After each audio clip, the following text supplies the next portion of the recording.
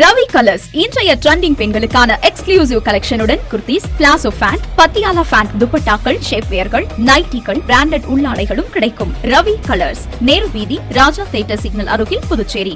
வணக்கம். முக்கிய செய்திகள். 101.5 டிகிரி கொளுத்திய வெயில். சாலையில் அனல் காற்று வீசியதால் வாகன ஓட்டிகள் அவதி. புது இமெயில் மூலம் தொடரும் மிரட்டல். விரைவில் குற்றவாளிகளை பிடிக்க நடவடிக்கை. ஜிப்மரில் வேலை வாங்கி தருவதாக கூறி பண மோசடி. தம்பதி உட்பட 3 பேர் மீது வழக்கு பதிவு. ஜெயராகினி அன்னை ஆலய ஆண்டு திருவிழா. தேர்பவனியில் கலந்து கொண்ட ஏராளமான கிறிஸ்தவர்கள்.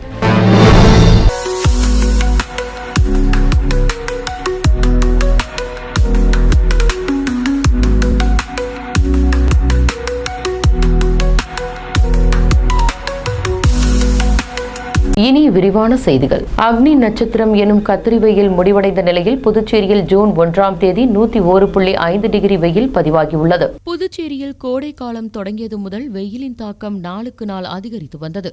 தினமும் 96 முதல் 98 டிகிரி வரை வெயில் பதிவாகி வந்தது. கடந்த மே 4ஆம் தேதி தொடங்கிய இந்த கத்திரி வெயில் மே 28ஆம் தேதியுடன் முடிவடைந்தது. இந்த காலகட்டத்தில் வெயிலின் தாக்கம் வழக்கத்தை விட சற்று குறைவாகவே இருந்து வந்தது. அவ்வப்பொழுது மழையும் பெய்து வந்ததால் இதமான சூழ்நிலை நிலவியது. இதனால் மக்கள் அதிக சிரமமின்றி அக்னி நட்சத்திர காலத்தில் தப்பித்தனர். இந்நிலையில் கத்திரி வெயில் முடிவடைந்த பிறகு வெயிலின் தாக்கம் தற்பொழுது அதிகரிக்க தொடங்கியுள்ளது. தமிழகத்தின் பல்வேறு இடங்களில் மழை பெய்து வந்தாலும் புதுச்சேரியில் கடந்த 2 நாட்களாக வெயில் வாட்டி வதைத்து வருகின்றது. ஜூன் 1ஆம் தேதி காலை 7 மணி முதல் வெயில் சுட்டெரிக்க தொடங்கியது. நேரம் ஆக ஆக வெப்பம் அதிகரித்து சாலைகளில் அனல்காற்று வீசியது. இதனால் வாகன ஓட்டிகள், பொதுமக்கள் கடும் அவதியடைந்தனர். மேலும் பலர் வீட்டுக்குள்ளேயே முடங்கி கிடந்தனர். இந்நிலையில் புதுச்சேரியில் ஜூன் 1ஆம் தேதி 101.5 டிகிரி வெயில் பதிவாகியுள்ளது குறிப்பிடத்தக்கது. புதிய தொழில்நுட்பத்தை பயன்படுத்தி வெடிகுண்டு மிரட்டல் விடுக்கும் மர்ம நபர்களை கைது செய்ய நடவடிக்கை எடுக்கப்பட்டு வருகின்றது. புதுச்சேரி ஆளுநர் மாளிகை, முதலமைச்சர் வீடு, ஜிப்மர் மருத்துவமனை, பிரெஞ்சு தூதரகம், ஆட்சியர் அலுவலகம், பிரபல உணவகங்கள் உள்ளிட்ட பல்வேறு இடங்களுக்கு இமெயில் மூலம் மர்ம நபர்கள் தொடர்ந்து வெடிகுண்டு மிரட்டல் விடுத்து வருகின்றனர். இதில் ஆளுநர் மாளிகைக்கு 7 முறையும், ஜிப்மருக்கு 4 முறையும் வெடிகுண்டு மிரட்டல் விடுக்கப்பட்டுள்ளது. இவை அனைத்தும் வெவ்வேறு புதிய இமெயில் ஐடியில் இருந்து வெளிநாட்டு சர்வர் வழியாக புதுச்சேரி உள்ளிட்ட நாடு முழுவதும் மர்ம நபர்கள் வெடிகுண்டு மிரட்டல் விடுத்து வருவது தெரியவந்துள்ளது. மேலும் புதுச்சேரி காவல்துறைக்கு தொடர்ந்து சவால் விடும் வகையில் வெடிகுண்டு மிரட்டல் வருவதால் அவர்களை பிடிக்க சைபர் கிரைம் காவல்துறையினர் தேசிய இணையவழி குற்றப்பதிவு முனையம் உதவியை கேட்டுள்ளனர். இதுகுறித்து ஐஜி அஜித்குமார் சிங்லா கூறுகையில், உள்நாட்டில் இருந்தபடியே வெவ்வேறு நாடுகளில் இருந்து வெடிகுண்டு மிரட்டல் அனுப்புவது போன்று புதிய தொழில்நுட்பத்தை பயன்படுத்தி புது இமெயில் மூலம் அனுப்பி வருகின்றனர் என்றும், இதனால் அவர்களை கண்டுபிடிக்க தேசிய இணையவழி குற்றப்பதிவு முனையத்தில் உதவி கேட்டிருப்பதாகவும், விரைவில் வெடிகுண்டு மிரட்டல் விடுக்கும் மர்ம நபர்கள் கைது செய்யப்படுவார்கள் என்றும் திட்டவட்டமாக தெரிவித்துள்ளார். ஜிப்மரில் வேலை வாங்கி தருவதாக கூறி வாலிபரிடம் பண மோசடியில் ஈடுபட்ட தம்பதி உட்பட 3 பேர் மீது காவல்துறையினர் வழக்கு பதிவு செய்துள்ளனர். உழவர்கரை வின்சென்ட் வீதியை சேர்ந்தவர் மணிகண்டன். இவரது தாய் ஜோதிடர் அரியூரை சேர்ந்த அபாஸ் என்பவரிடம் தனது மகன் மணிகண்டனுக்கு எப்பொழுது வேலை கிடைக்கும் என ஜோதிடம் பார்த்துள்ளார். இதனை அடுத்து மணிகண்டனை சந்தித்த அபாஸ் தனது நண்பரான பெரியார் நகரை சேர்ந்த சுந்தரமூர்த்தி என்பவர் ஜிப்மர் மற்றும் அரசு துறைகளில் பல நபர்களுக்கு வேலை வாங்கி கொடுத்து வருவதாக கூறி மணிகண்டனிடம் சுந்தரமூர்த்தியை அறிமுகப்படுத்தியுள்ளார். சுந்தரமூர்த்தி தற்பொழுது ஜிப்மரில் 80,000 ரூபாய் மாத சம்பளத்தில் வேலை தயாராக உள்ளதாகவும், அதனை பெறுவதற்கு 25 லட்சம் கொடுக்க வேண்டும் என கூறியுள்ளார். முதற்கட்டமாக 5 லட்சம் ரூபாய், புகைப்படம், படித்த சான்றிதழ்களை அபாஸிடம் கொடுத்து அனுப்புமாறு கூறியுள்ளார். இதனை அடுத்து மணிகண்டன் பல்வேறு தவணைகளாக அபாஸ், சுந்தரமூர்த்தி, அவரது மனைவி சங்கீதா ஆகியோரிடம் நேரில் மற்றும் வங்கி கணக்கு மூலம் 23,29,300 ரூபாயை கொடுத்துள்ளார். ஆனால் இதுவரையில் ஜிப்மரில் வேலை வாங்கி தராததால் மணிகண்டன் பணத்தை திருப்பி கேட்டுள்ளார். இதனை அடுத்து 1,40,000 ரூபாயை மட்டுமே திருப்பி கொடுத்துள்ளனர். மீதமுள்ள 21,98,300 ரூபாயை வழங்காமல் மோசடியில் ஈடுபட்டுள்ளனர். இதுகுறித்து மணிகண்டன் அளித்த புகாரின் பெயரில் அபாஸ், சுந்தரமூர்த்தி, அவரது மனைவி சங்கீதா ஆகியோர் மீது ரெட்டியார்பாளையம் காவல்துறையினர் வழக்கு பதிவு செய்து விசாரணை மேற்கொண்டு வருகின்றனர்.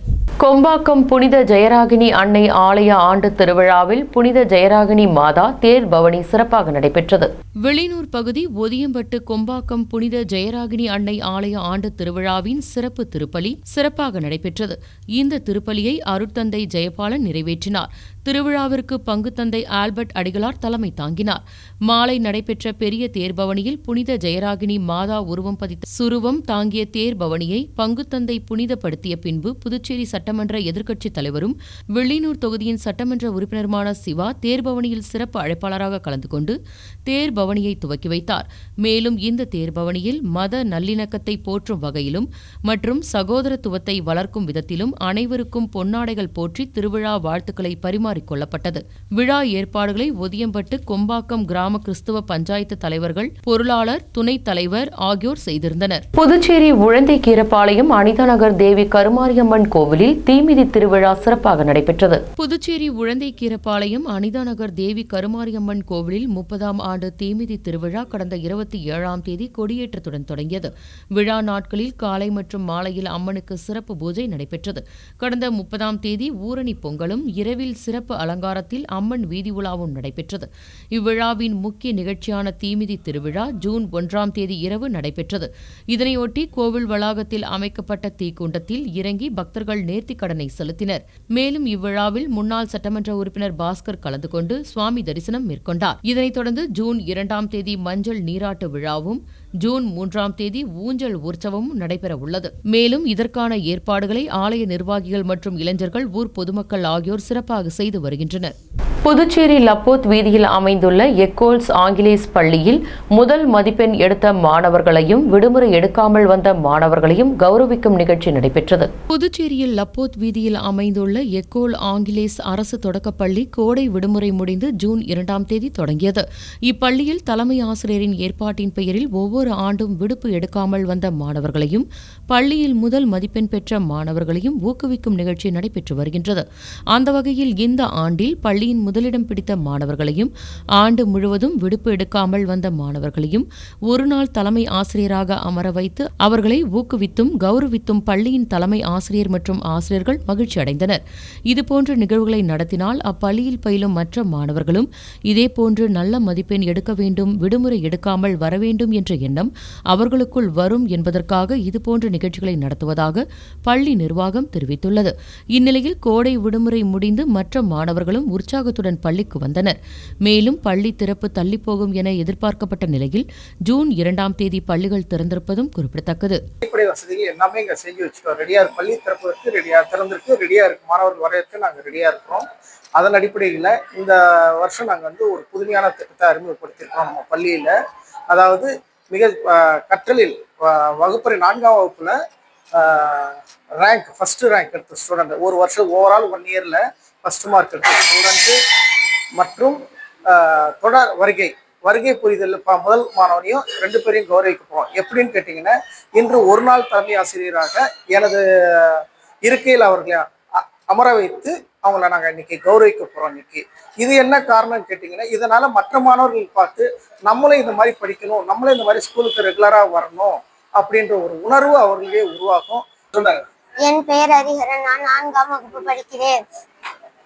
ஏன்னா ஆனரபிள் பண்ணி இங்க உட்கார வச்சது எனக்கு ரொம்ப சந்தோஷமா இருக்கு. பல கோடி செலவில் புனரமைக்கப்பட்ட தாவரவியல் பூங்காவை விரைவில் திறக்க வேண்டும் என பொதுமக்கள் எதிர்பார்க்கின்றனர். உருளையன்பேட்டை தொகுதியில் அண்ணா சிலை அருகே பழைய பேருந்து நிலையத்தை ஒட்டி 22 ஏக்கர் பரப்பளவில் தாவரவியல் பூங்கா அமைந்துள்ளது. புதுச்சேரியில் உள்ள முக்கிய பொழுதுபோக்கு தலங்களில் இதுவும் ஒன்றாகும். கல்லூரிகளில் தாவரவியல் பாடப்பிரிவை எடுத்து படிக்கும் மாணவர்கள் இங்கு ஆராய்ச்சிக்காக வருவதும் வழக்கம். இந்நிலையில் தாவரவியல் பூங்காவை புனரமைத்து அழகுபடுத்த அரசு முடிவு செய்தது. முதல் கட்டமாக கடந்த 2015ஆம் ஆண்டு 4 கோடியே 81 லட்சம் மதிப்பீட்டில் பணிகள் நடைபெற்றது. அதனைத் தொடர்ந்து கடந்த 2024ஆம் ஆண்டு பிப்ரவரி மாதம் 2ஆம் கட்டமாக ஸ்மார்ட் சிட்டி திட்டத்தின் கீழ் 9 கோடியே 11 லட்சம் ஒதுக்கீடு செய்யப்பட்டு பணிகள் தொடங்கின. மேலும் மத்திய அரசின் நிறுவனமான NPCC லிமிடெட் நிறுவனம் பணிகளை மேற்கொண்டது. இதற்காக தாவரவியல் பூங்கா மூடப்பட்டு பணிகள் நடைபெற்று வருகின்றன. மேலும் இந்த பூங்காவை கடந்த ஜனவரி மாதம் 31ஆம் தேதி திறக்க திட்டமிடப்பட்டிருந்தது. ஆனால் இடையில் பெய்த மழையின் காரணமாக பணிகளில் தொய்வு ஏற்பட்டு விரைவாக முடிக்கப்படவில்லை. அதன் பிறகு வேளாண் துறை சார்பில் ஆண்டுதோறும் நடத்தப்படும் மலர் கண்காட்சி கடந்த பிப்ரவரி மாதம் 7ஆம் தேதி தொடங்கி 3 நாட்கள் தாவரவியல் பூங்காவில் நடைபெற்றது. இதற்காக அந்த 3 நாட்கள் மட்டுமே தாவரவியல் பூங்கா திறக்கப்பட்டது. மேலும் மலர் கண்காட்சி முடிந்த பின்னர் மீண்டும் தாவரவியல் பூங்கா மூடப்பட்டது. இதற்காக அறிவிப்பு பலகையை தாவரவியல் தாவரவியல் பூங்காவின் நுழைவு வாயிலில் வைக்கப்பட்டுள்ளன. மேலும் தற்பொழுது தாவரவியல் பூங்காவை பார்க்க வரும் சுற்றுலா பயணிகள் மற்றும் பொதுமக்கள் ஏமாற்றத்துடன் திரும்பி செல்கின்றனர். தொடர்ந்து இரவு பகலாக நடந்து வந்த பணிகள் தற்பொழுது நிறைவு பெற்றுள்ளது. திறப்பு விழா காண்பதற்கு தாவரவியல் பூங்கா தயாராகவும் உள்ளது. இதற்கான கோப்புகள் வேளாண் துறை சார்பில் தயாரித்து முதலமைச்சர் அலுவலகத்திற்கு அனுப்பி வைக்கப்பட்டுள்ளது. மேலும் அங்கிருந்து அந்த கோப்புகள் ஆளுநர் மாளிகைக்கு அனுப்பி வைக்கவும் தயார் நிலையில் உள்ளது.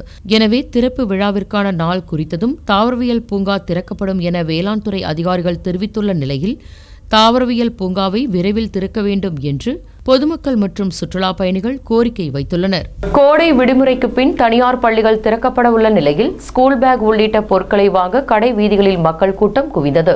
புதுச்சேரியில் கோடை விடுமுறைக்கு பிறகு ஜூன் 2ஆம் தேதி பள்ளிகள் திறக்கப்பட்டுள்ளது. மேலும் சில தனியார் பள்ளிகள் ஜூன் 4, 5, 6 ஆகிய தேதிகளில் தொடங்கப்பட உள்ளது.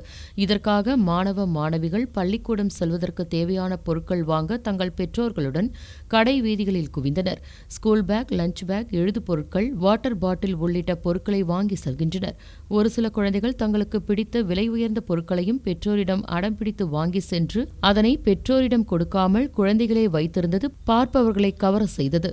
மேலும் புதுச்சேரி நேரு வீதி, மிஷின் வீதி, காமராஜர் சாலை உள்ளிட்ட கடை வீதிகளில் ஜூன் 1ஆம் தேதி காலை முதல் மக்கள் கூட்டம் அதிகமாக காணப்பட்டது. இதனால் முக்கிய சாலைகளில் போக்குவரத்து நெரிசலும் ஏற்பட்டது. அவ்வப்பொழுது அங்கு பாதுகாப்பு பணியில் ஈடுபட்டிருந்த போக்குவரத்து காவல்துறையினர் போக்குவரத்தை சீரமைத்தனர். இதேபோல் காந்தி வீதியில் செயல்படும் சண்டே மார்க்கெட்டில் குடும்பம் குடும்பமாக வந்து பள்ளிக்கு செல்ல தேவையான பொருட்களை வியாபாரிகளிடம் பேரம் பேசி பொதுமக்கள் வாங்கி சென்றதும் குறிப்பிடத்தக்கது. இதனால் சண்டே மார்க்கெட்டிலும் கூட்டம் அதிகமாக காணப்பட்டது. அடுத்து வருவது புதுச்சேரியின் இன்றைய தங்கம் மற்றும் வெள்ளி விலை நிலவரம். இன்றைய தங்கம் வெள்ளி விலை விவரம். புதுவையில் இன்றைய தங்கம் வெள்ளி விலை விவரம் வழங்குபவர்கள் முத்து கோல்ட் ஹவுஸ், பாண்டிச்சேரி. தங்கம் 1 கிராம் 8950 ரூபாய். இன்றைய தங்கம் வெள்ளி விலை விவரம். வெள்ளி 10 கிராம் 1080 ரூபாய். இத்துடன் ஏஎம்என் செய்திகள் நிறைவடைந்தன. வணக்கம். புதுச்சேரி உங்கள் ஏஎம்என் டிவி செய்திகளை யூடியூபில் உடனுக்குடன் காண ஏஎம்என் டிவி பாண்டிச்சேரி சேனலை சப்ஸ்கிரைப் செய்யுங்கள். பெல் பட்டனை மறக்காமல் கிளிக் செய்யுங்கள்.